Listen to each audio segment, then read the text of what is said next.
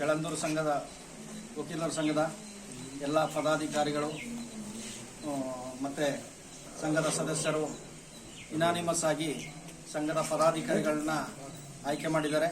ಅದರಲ್ಲಿ ನನ್ನನ್ನು ಅಧ್ಯಕ್ಷರಾಗಿ ಆಯ್ಕೆ ಮಾಡಿದ್ದಾರೆ.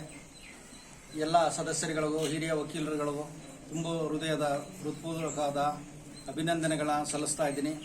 ಎಸ್ಪೆಷಲಿ ಈ ಒಂದು ದಿನ ಬರಲಿಕ್ಕೆ ಕಾರಣ ನಮ್ಮ CSR ಮತ್ತು NK ಅವರು ಪರೋಕ್ಷವಾಗಿ ಅವರು ನಮಗೆ ಸಹಾಯ ಮಾಡಿದ್ದಾರೆ. ಹಾಗಾಗಿ ಅವರಿಗೆ ಧನ್ಯವಾದಗಳನ್ನು ತಲುಪಿಸ್ತಾ ಇದ್ದೀನಿ. ಹಾಗೂ ಎಲ್ಲ ಸದಸ್ಯರುಗಳು ಕೂಡ ಧನ್ಯವಾದಗಳನ್ನ ಅರ್ಪಿಸ್ತಾ ಇದ್ದೀನಿ.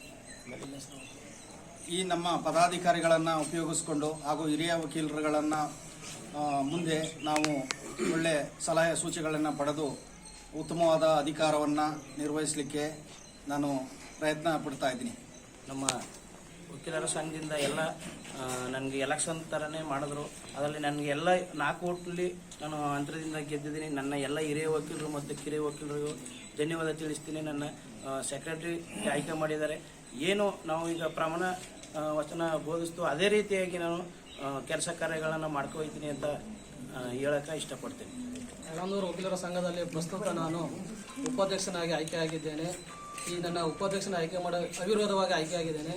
ನನ್ನ ವಂದನೆಗಳನ್ನು ನನ್ನ ಸಂಘದ ಎಲ್ಲ ಸರ್ವ ಸದಸ್ಯರನ್ನು ತಿಳಿಸ್ತಿದ್ದೀನಿ. ನಾವು ಏನು ಕಮಿಟಿ ಇದ್ದೀವಿ, ಅಧ್ಯಕ್ಷರು, ಉಪಾಧ್ಯಕ್ಷರು, ಸೆಕ್ರೆಟರಿ ಏನು ಕಮಿಟಿಗಳಿದ್ದೀರಿ, ನಾವೆಲ್ಲ ಕಾನೂನುಬದ್ಧವಾಗಿ ಸೌಹಾರ್ದತೆಯಿಂದ ಎಲ್ಲ ಕೆಲಸಗಳನ್ನು ಸುಗಮವಾಗಿ ನಡೆಸ್ಕೊಂಡು ಹೋಗ್ತೀವಿ ಅಂತ ಹೇಳಿ ನಾವು ಇದನ್ನು ಹೇಳ್ತೀವಿ.